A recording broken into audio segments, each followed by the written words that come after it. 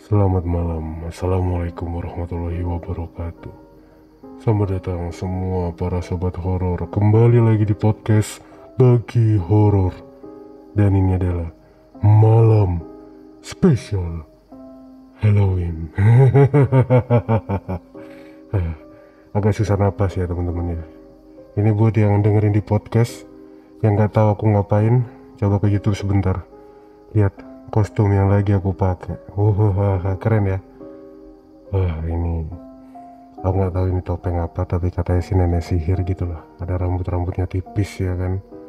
Terus udah kali ya, copot ya. Dah. Ini buat nakut-nakutin anak kecil jam 1 pagi berdiri di pinggir jalan. Lari sih, yakin ya. Nggak anak kecil juga sih, orang-orang tua, orang-orang remaja ya kan, anak-anak remaja, orang-orang tua kalau lewat lihat beginian jam 1 pagi di pinggir jalan ya pasti ketakutan dong.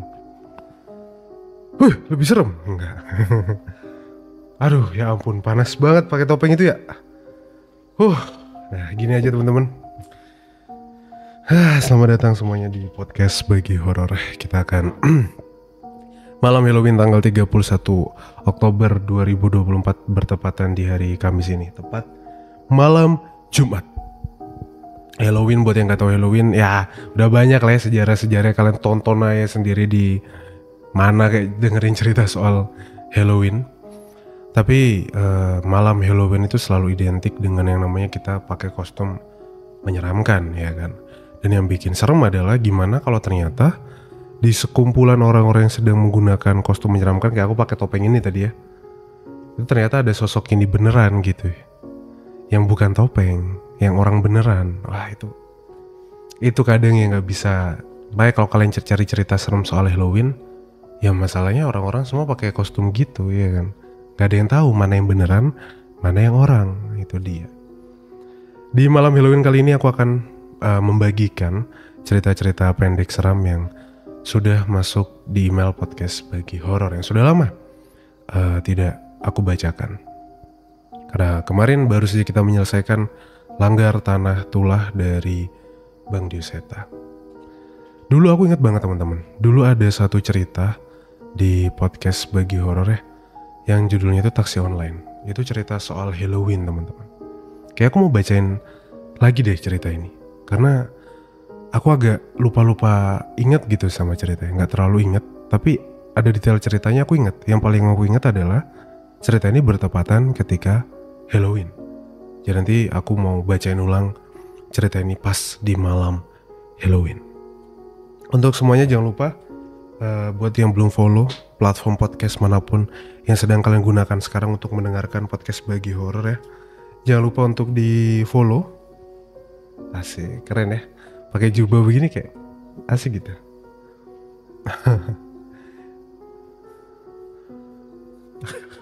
Kok kayak aduh, kocak. Oke. Jangan lupa di follow, jangan lupa untuk di subscribe juga YouTube-nya podcast Bagi Horor. Udah 27 ribu nih, jangan lupa di subscribe ya. Oke, langsung aja kita masuk ke cerita-cerita di malam Halloween ini. Pasang headset kalian, tutup pintu, matikan lampu, podcast Bagi Horor siap membagikan ceritanya. Selamat mendengarkan. Kita akan awali dulu sebelum nanti masuk yang cerita soal Halloween. Aku ingin membacakan dulu sebuah cerita berjudul ini ya. Wah ini serem. Ini nih. Ini dikirimkan oleh, jadi judulnya itu Kisah Bibi Saya gitu ya. Judulnya itu Kisah Bibi Saya. Assalamualaikum Mas Arga. Waalaikumsalam warahmatullahi wabarakatuh. Saya akan kembali ingin membagikan cerita.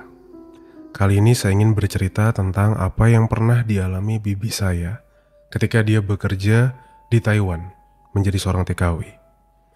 Kisah ini terjadi sudah cukup lama, mungkin sekitar pertengahan tahun 90-an. Sebut saja bibi saya ini dengan sebutan Bule Sum. Bule Sum ini kesehariannya hanya sebagai ibu rumah tangga, sedangkan suaminya hanya seorang petani yang kesehariannya bekerja di ladang milik keluarga. Singkatnya, karena Bule Sum ingin memperbaiki ekonominya keluarga, akhirnya dia memutuskan untuk mendaftar menjadi seorang TKI.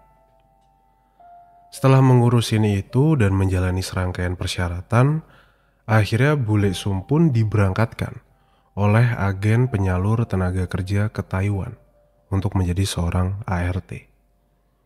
Pada awalnya, bule saya bekerja seperti biasa, lancar, dan gak ada hambatan yang berarti. Namun lambat laun, sikap majikannya itu semakin kasar dan tidak menyenangkan kepada bule saya. Sehingga akhirnya bule saya pun kabur dari rumah itu dan ditampung oleh komunitas pekerja dari Indonesia di Taiwan. Setelah tinggal beberapa lama dengan komunitas ini, Bule Sum pun mendapatkan tawaran pekerjaan dari salah satu kenalannya di sana. Namun kali ini, pekerjaan yang ditawarkan kenalan bule itu bukan sebagai ART, tapi sebagai pengasuh anak di sebuah keluarga kaya yang tinggal tak jauh dari tempat tinggal bule saya. Karena sangat butuh pekerjaan, akhirnya bule saya pun gak pakai pikir panjang untuk menerima pekerjaan itu. Apalagi gaji yang dijanjikan itu sangat besar, lebih dari 2 kali lipat dibandingkan dengan gaji bule saya ketika menjadi seorang ART. Singkatnya, setelah bule saya setuju, dia pun diajak oleh kenalannya bertemu dengan keluarga calon majikannya. Saat itu, kenalan bule saya hanya berpesan kepada bule saya untuk tidak banyak bertanya. Yang penting kerja saja. Yang baik dapat gajinya besar. Hari itu bule saya ketemu dengan calon majikannya. Keluarga itu kelihatan sangat kaya raya lah. Dengan banyak kendaraan mewah terparkir di garasi. Dan tentu saja rumah yang hitungannya sangat besar di tempat tersebut. Bule saya pun mendengarkan dengan seksama penjelasan dari majikannya. Sang majikan saat itu berkata bahwa pekerjaan bule saya itu hanya mengasuh anak mereka, anak satu-satunya. Jadi mulai dari membersihkan badannya, merapikan kasurnya, kamarnya, dan mengajaknya bermain di taman rumah tiap sore. Bule saya pun mengangguk tanda paham dengan permintaan si majikan. Hingga pada akhirnya, si majikan mengajak bule saya ke kamar anaknya. Kamar itu kelihatan mewah, dengan cat berwarna putih terang yang memberi kesan bersih dan elegan. Si majikan berjalan menuju ranjang yang berada di sudut ruangan. Ranjang itu cukup kecil, dan sepertinya hanya muat untuk satu anak. Ranjang itu mirip ranjang bayi dengan pagar yang mengelilingi ranjang, yang berfungsi agar anak yang berada di ranjang itu tidak terjatuh ke lantai ketika tidur. Si majikan terlihat tersenyum ketika berada di samping ranjang. Terus dia berkata, "Nak, mama kenalin nih, bibi yang bakal nemenin kamu, merawat kamu. Tuh lihat, bibinya ada di situ," ucap si majikan. Lalu dia memberikan isyarat kepada bibi saya untuk mendekat. Dengan sedikit ragu-ragu, bibi saya pun mendekat ke arah majikannya itu. Dan ketika bule saya semakin dekat ke ranjang itu, bule saya pun mencoba melongok ke dalam ranjang yang dikelilingi pagar agar bisa melihat dengan jelas si anak majikan yang akan dia asuh nantinya. Dan ketika bule saya melongok ke dalam ranjang itu, betapa kagetnya bule saya ketika dia melihat anak si majikan.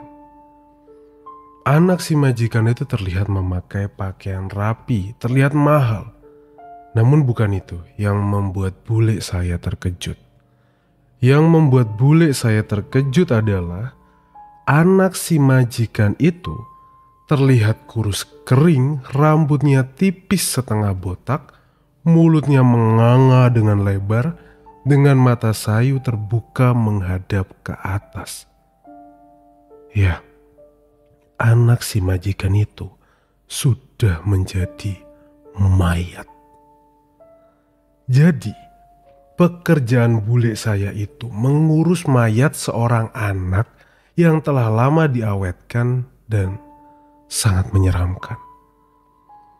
Bule saya pun refleks mundur beberapa langkah dan tanpa ketakutan.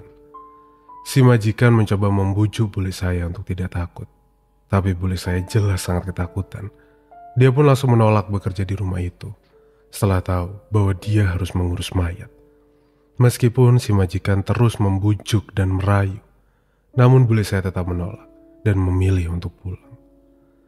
Setelah pulang, bule saya pun marah-marah kepada kenalannya karena bule saya merasa dijerumuskan. Tapi si kenalan memohon agar bule saya tak cerita ke orang lain. Si kenalan bule saya ini memang disuruh untuk mencari orang yang mau mengurus mayat si anak tadi. Tapi sudah berkali-kali mencari orang, semuanya menolak. Menurut cerita dari kenalan bule saya ini, si majikan itu melakukan sebuah pesugihan. Bahkan pesugihannya itu didapat dari salah satu pulau di Indonesia. Katanya, syarat dari pesugihan itu adalah menumbalkan anaknya sendiri dan merawat mayat si anak, agar kekayaan keluarga itu terus bertambah. Jika mayat si anak tak dirawat dengan baik, maka harta yang didapatkannya akan berangsur-angsur berkurang. Itulah cerita yang saya dapatkan dari bule saya. Akhirnya bule saya pun dapat majikan yang baik dan bisa memperbaiki ekonomi keluarganya. Terima kasih Mas. Wassalamualaikum warahmatullahi wabarakatuh. Wis. Wah, sangar ini bro.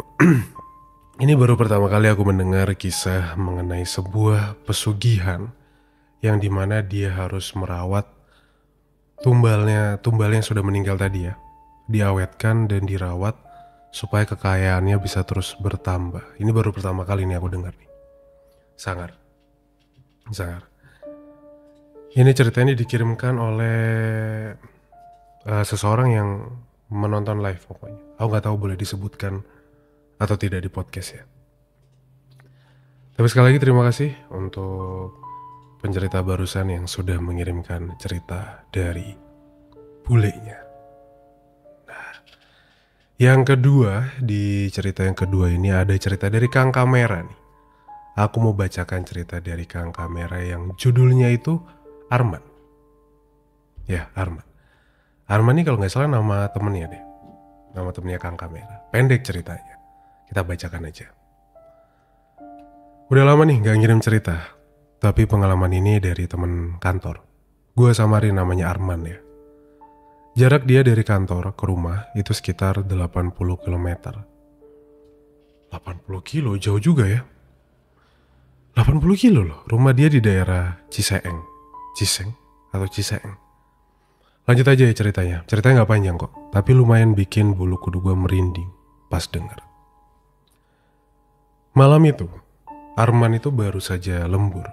Udah lewat tengah malam. Jalanan sepi banget, benar-benar kayak kota mati. Cuma ada suara motornya aja yang ngegas pelan-pelan ngelewati perempatan yang katanya angker. Lampu jalan di situ pun nyala mati, kayak lampu disko rusak. Sebenarnya Arman agak deg-degan juga, tapi dia ngegas aja. Lagi asik-asik ngebut, tiba-tiba depan dia itu ada sosok putih muncul entah dari mana. Langsung nyebrang jalan gitu aja. Otomatis Arman kaget dong, setengah mati kan, refleks ngerem sekenceng-kencengnya. Mungkin sampai hampir jatuh saat itu. Dengan nafas yang masih ngos-ngosan, Arman malah marah-marah buat ngusir takutnya. "Weh, lu cari mati ya?" katanya. "Nyebrang sembarangan," bentaknya sambil masih gemetaran. Sosok itu berhenti di tempat, diem aja di tempat. Lalu pelan-pelan dia noleh ke arah Arman. Wajahnya pucat banget. Rambut panjang, kusut, nutupin muka.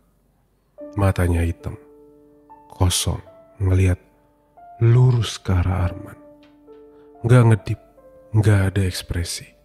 Cuma tatapan kosong yang Nggak enak lah kalau dilihat. Setelah beberapa detik yang kerasa kayak selamanya, sosok itu akhirnya ngomong. Suaranya pelan, dingin. Nyari mati? Enggak, kan udah. Arman langsung kaku. Tubuhnya terasa beku, gak bisa gerak, gak bisa ngapa-ngapain. Cuma bisa ngeliatin sosok itu. Jantungnya udah kayak mau copot. Tapi dia gak bisa ninggalin tempat itu. Sosok itu malah senyum tipis. Senyum yang ngebuat nyalinya itu ciut seketika.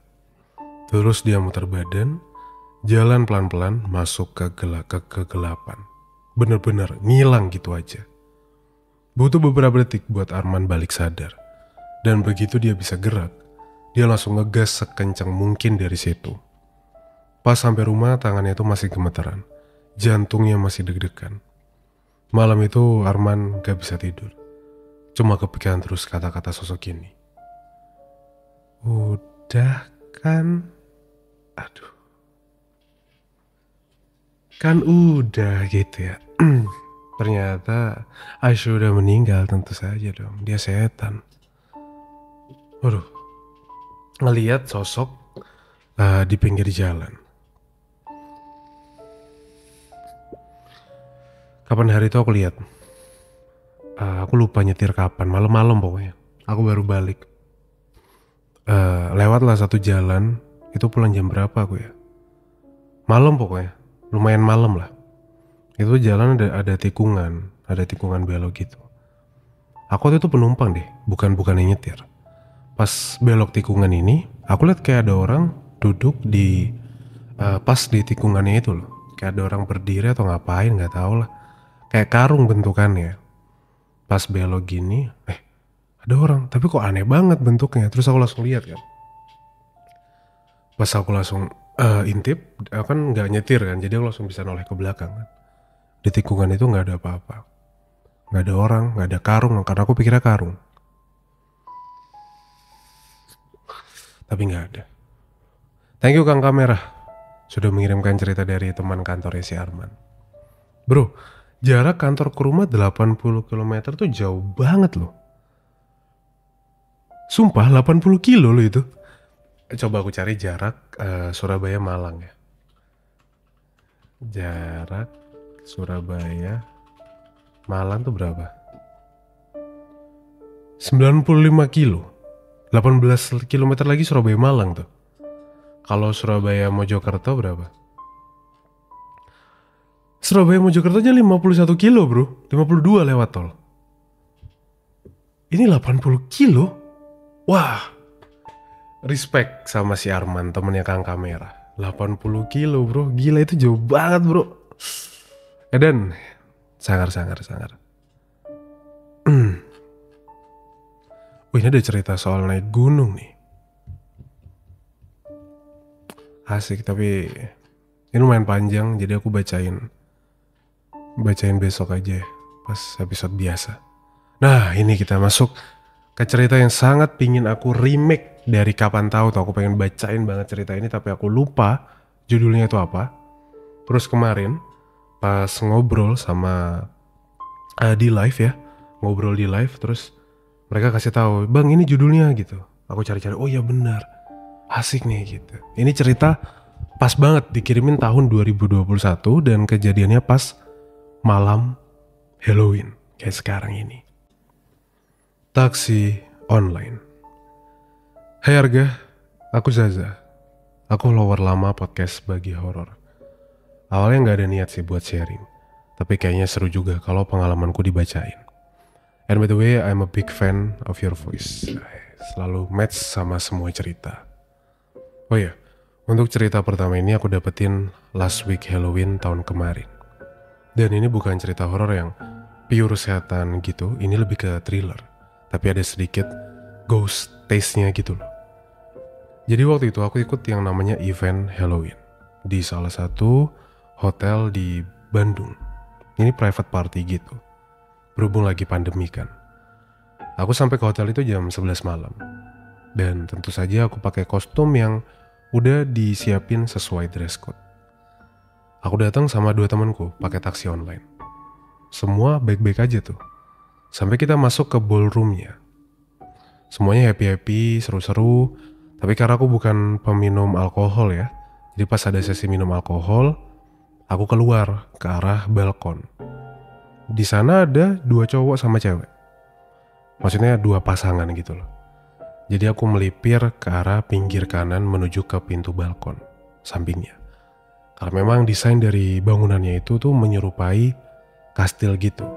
Jadi balkonnya tuh yang luas banget, gak yang berpintu lah. Di situ aku lagi ngerokok. Tiba-tiba yang satu pasangan ini nyamperin dan ngajak ngobrol sambil nanya-nanya hal-hal random gitu loh. Dan tiba-tiba mereka tanya soal genderku. Karena mungkin mereka lihat postur badanku yang terlalu tinggi buat cewek. Tapi by the way aku memang cowok androgyni. Aku suka dandan kayak cewek gitu. Dan awalnya mereka tuh agak emes gitu lihat penampilanku. Udah itu mereka jadi bahas masalah selir. Awalnya aku gak ngerti apa yang mereka omongin. Tapi setelah aku dengerin lagi, aku paham nih. Maksud mereka selir tuh kayak jin pendamping gitu loh. Dan mereka tuh kasih tahu kalau orang yang punya kepribadian berbeda dengan gendernya, katanya itu diakibatkan selirnya tuh gak satu gender sama kita. Misalnya nih aku cowok, tapi kayak cewek itu tuh karena jin pendampingku ini tuh cewek. Jujur aku gak terlalu dengerin omongan mereka. Karena memang aku orang yang selalu mengutamakan logic thing. Jadi aku putusin buat masuk ke ballroomnya lagi. Dan mereka tuh masih kayak berusaha ngajak ngobrol gitu loh. Dan mereka tiba-tiba bahas soal yang namanya voodoo. Di situ aku makin ngerasa mereka tuh orang, ini apaan sih kok ngomonginnya hal-hal kayak gini gitu loh. Kok percaya hal-hal begituan? Tiba-tiba mereka ngeluarin boneka sama paku gitu. Terus mereka bilang efek voodoo itu bakal yang gede banget kalau dipegang sama beberapa orang yang disenengin sama setan. Salah satu orang yang disenengin setan itu adalah orang-orang kayak aku. Terus mereka tuh maksa buat aku pegang boneka itu. Nah di situ aku udah mulai gak nyaman tuh sama situasinya. Langsung masuk dan nyari temanku lagi. Aku sempat mikir, apa mereka ngeprank ya? Atau kayak ngejailin aku gitu loh biar aku takut. Kan ini kebetulan juga suasananya kan Halloween kan. Udah tuh, aku gak mikirin hal-hal itu lagi. Tapi beberapa lama kemudian, aku tuh kerasa kayak mual. Kayak mual gitu. Sampai aku tuh cari tempat duduk. Dan temenku sampai mintain obat sama pihak IO-nya. Karena mual ini gak hilang, mual terus rasanya. Aku putusin buat pulang sendirian ke rumahku. Awalnya temanku juga mau ikut nih. Tapi karena aku lihat mereka masih mau di situ, aku bilang ke mereka, aku fine kok sendirian. Kalau harus balik sendiri gak ada masalah. Akhirnya aku udah tuh diorderin taksi online. Aku dianterin sampai masuk ke mobil. Pun jalan sendiri. Aku lihat jam tuh udah sekitar jam 1:30 kurang lah. Sempet aku lihat mas taksinya tuh masih muda banget kayaknya. Mungkin umurnya kayak di bawahku lah. Dan lama kita gak ngomong apa-apa. Terus dia buka obrolan. Dia nanya, aku udah ngapain? Aku kenapa pulang duluan? Dan banyaklah pertanyaan basa-basi gitu loh. Di situ aku tanggapin seperlunya aja. Karena memang perutku sakit, rasanya mual. Dan karena lokasi hotel ke rumahku cukup jauh, butuh waktu paling cepat tuh 30 menitan lah, bahkan bisa sampai 40 menit. Aku diminta duduk depan, tapi aku tolak. Kedua kalinya dia minta lagi, aku diminta duduk depan. Aku turutin tuh. Aku ngelangkain kursi, udah itu aku duduk. Terus dia nanya lagi, pertanyaan yang sama kayak yang di awal pertanyaan tadi. Karena aku gak enak juga, aku jawabin semua yang dia tanyain. Terus setengah perjalanan tuh, aku kayak ngerasa, ini orang apa sih gitu loh. Tanya mulu, pusing aku sama pertanyaan dia tuh. Akhirnya aku pasang lah earpod, dan aku gak ngedengerin apa yang dia omongin. Sampai beberapa lama, aku kesadar, kok serasa diliatin ya sama si drivernya ini. Pas aku nengok ke arah driver, dia tuh udah kayak ngelirik-ngelirik sinis gitu loh, sambil ngegumam. Aku buka layar AirPodsku, aku tanya, ada apa ya mas? Dia masih ngomong pelan, terus mukanya tuh kayak cemberut gitu. Minta maaf lah ya, kan takutnya aku bikin dia tersinggung gitu. Dan dia tuh tiba-tiba masukin mobilnya ke arah perumahan yang baru dibangun. Aku bilang dong, mas rumahku bukan di perumahan ini mas, kayak salah deh alamatnya. Jadi dia berhentiin mobilnya di area perumahan yang rumahnya tuh kebanyakan masih dalam pembangunan. Wah aku di situ udah panik banget, takut gak karu-karuan rasanya. Aku takut dirampok atau dijahatin gitu kan, atau mau diapain gitu sama orang ini. Aku mau keluar, tapi pintuku kepentok sama trotoar jalan. Dan tiba-tiba dia tuh teriak. Ya dia teriak kenceng banget sambil nangis. Terus mukul-mukul setir. Nangis kenceng banget. Terus dia berbalik ke arahku, maki-maki aku, sampai muka sama matanya tuh merah banget, sama mulutnya tuh ngeces, keluar air liurnya. Sampai nih, kan disekat gitu kan, pemisah kayak plastik proteksi yang zaman COVID 2020 itu kan ada pemisah kan antara supir sama penumpangnya. Itu plastik proteksinya itu robek. Dan dia narik badanku ke arahnya terus. Ditarik, berusaha ditarik. Terus kepalaku tuh kayak dipukulin pakai sesuatu gitu loh. Dan aku berusaha ngelawan kan. Aku berusaha lawan. Untungnya berhasil, lepas. Terus dia kayak kesetanan gitu, ketawa-ketawa gak jelas sambil nangis. Di situ aku udah panik, lemes. Tapi aku harus keluar dari mobil itu. Aku harus lapor ke siapapun yang ada di sekitar situ lah. Aku mau loncat ke belakang, tapi dia masih jambak rambutku.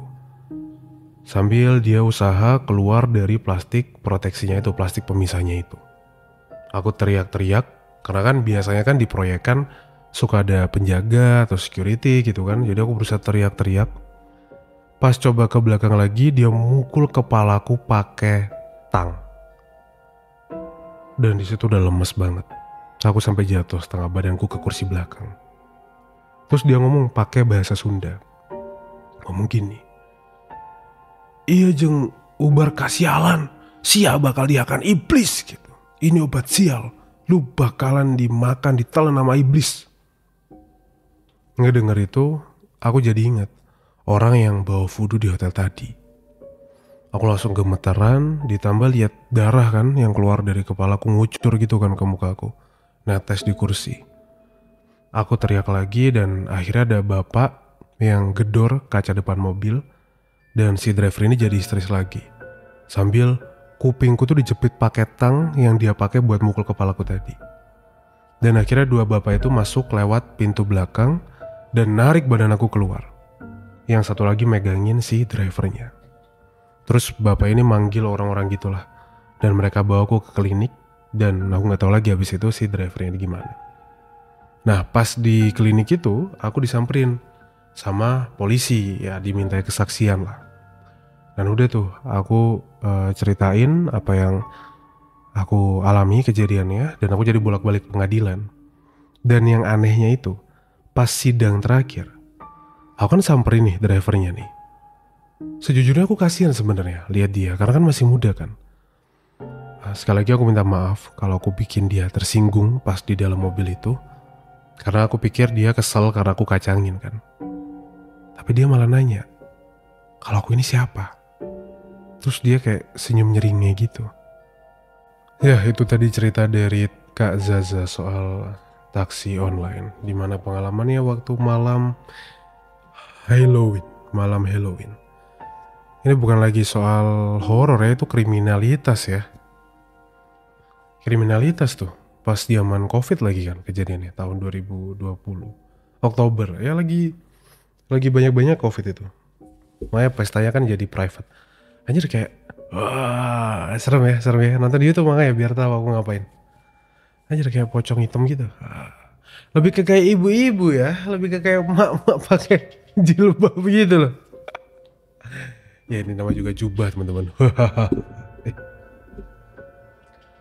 Ya wis, kita lanjut. Makasih Kak Zaza ya yang dulu sudah berbagi ceritanya di malam Halloween, karena aku hampir nggak pernah dapat cerita soal Halloween. Nggak pernah sama sekali malah. Ada sih. Cerita soal Halloween tuh yang sebelumnya tuh ada cerita dari Mas Galman. Itu kalau nggak salah ada satu cerita mengenai Halloween. Tapi kan tentu saja panjang dong. Cerita dari Mas Galman kan panjang. Mungkin nanti bakal aku remake juga tuh cerita dari Mas Galman soal Halloween, malam Halloween. Aku cari satu cerita lagi deh, sekaligus penutup kita di malam hari ini teman-teman. Satu cerita lagi yang mana ya? Yang belum aku bacakan. Aneh tau, kayak pakai kostum gini kayak chill gitu rasanya. kayak nggak rekaman. Kayak santai gitu, relax. Mana? Oh, sosok di sawah nih bagus nih. Sosok di sawah nih bagus.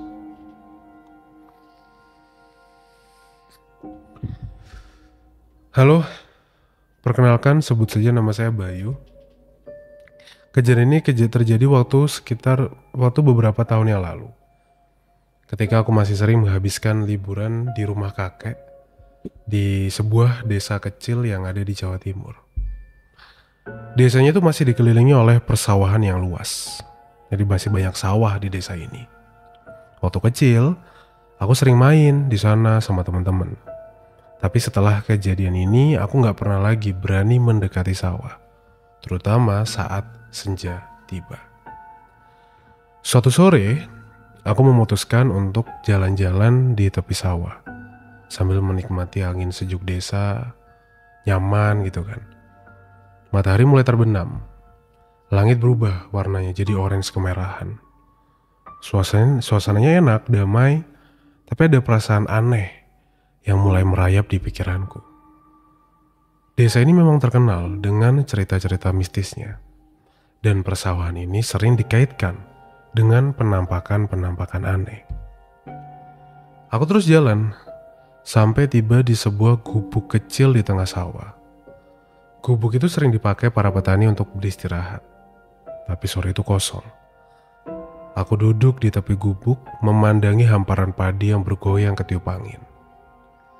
Tiba-tiba di ujung mataku nih, aku melihat sesuatu bergerak di antara batang-batang padi. Sekilas kelihatan kayak orang lagi duduk jongkok di sana, dan posisinya gak jauh dari tempatku duduk. Aku pikir mungkin itu salah satu petani yang masih kerja meskipun hari sudah mulai gelap. Tapi yang bikin aku merinding adalah gerakan dari sosok itu. Dia tuh gak gerak kayak manusia pada umumnya bang. Bungkunya itu terlalu aneh. Dan cara dia bergerak itu kaku banget. Seolah-olah gak bener-bener jalan, tapi meluncur. Anjir, merinding bro. Aku mencoba menenangkan diri dan gak mikirin hal-hal aneh. Tapi waktu aku memperhatikan lebih dekat, sosok itu tiba-tiba berhenti. Dia noleh ke arahku. Anjir. Meskipun jarak kami cukup jauh, aku bisa lihat jelas wajahnya itu gak biasa. Wajahnya itu putih. Anjir. Putih pucat. Nah ini nih. Wajahnya itu putih pucat. Matanya kosong, tanpa bola mata, dan senyumnya tuh lebar banget. Terlalu lebar untuk ukuran manusia. Jantungku berdetak yang gak karuan. Aku langsung berdiri dan siap buat lari. Tapi ketika berdiri nih, kaki itu kayak kekunci di tempat. Jadi gak bisa gerak. Kakiku kaku, sosok itu pelan-pelan mulai gerak nih, mendekat. Tetap dengan cara yang sama. Meluncur di atas tanah. Setiap detik yang berlalu membuat jarak kami itu semakin dekat. Dan aku merasa makin sulit untuk bernafas. Akhirnya dengan sisa-sisa keberanianku, aku memaksa kakiku nih buat gerak. Dan syukurnya aku bisa lari bang. Aku lari secepat mungkin tanpa berani noleh ke belakang. Suara langkah kakiku yang memburu seakan-akan diiringi oleh suara desiran padi yang makin keras. Aku gak tahu apakah sosok itu masih mengejarku atau enggak. Tapi aku nggak berani ngambil resiko untuk lihat. Sesampainya di rumah kakek, aku langsung masuk, nutup pintu. Udah gemeteran, nafasku nggak karuan ngos-ngosannya. Tubuhku gemetar, kakiku lemes, dengkulku lemes bang. Nah kakekku ini ngeliat aku, mbahku ini ngeliat aku, heran dia. Mari nyapo Toyo, habis ngapain Toyo? Aku ceritain semua yang kulihat. Makanya tak katanya. Maghrib-maghrib kui mulai, jodolan ae. Maghrib-maghrib itu pulang, jangan main terus. Yaiku akibatnya diweruhi demit. Ya itulah cerita-cerita dari orang tua ya Bang Arga. Tentu saja kita harus mendengarkan bahwa memang ketika waktu maghrib, alangkah baiknya kita masuk rumah dulu, siap-siap untuk sholat maghrib. Entah makhluk apa yang aku lihat sore itu, tapi aku gak mau lihat makhluk kayak gitu lagi seumur hidupku. Terima kasih Bang Arga sudah dibacakan. Mohon maaf kalau tulisannya gak jelas dan ceritanya kurang serem. Sampai ketemu lagi di ceritaku berikutnya. Dalam tanda kurung, kalau aku gak gabut. Kalau aku lagi gabut. Thank you buat Bayu tadi ya. Bayu sudah berbagi pengalamannya Bayu. Wah malam Halo ini kacau bro. Gak serius bro podcastnya bro. Horor tapi gak fokus ke aku. Tapi kayak banyak bercanda gitu loh bro. Ya semoga kalian tetap terhibur lah ya. Tetap menikmati cerita-cerita yang aku bacakan di malam Halloween ini. Ya sudah teman-teman, itulah cerita-cerita yang bisa aku bagikan. Kita akan ketemu di live nanti jam 9:30 malam. Buat yang mau nonton monggo di TikToknya @argases dan di YouTube-nya podcast bagi horor monggo ditonton jam 9:30 malam. Terima kasih semuanya, mohon maaf kalau ada salah-salah kata. Selamat bercerita, keluarga pamit undur diri. Wassalamualaikum warahmatullahi wabarakatuh. Selamat malam dan selamat istirahat.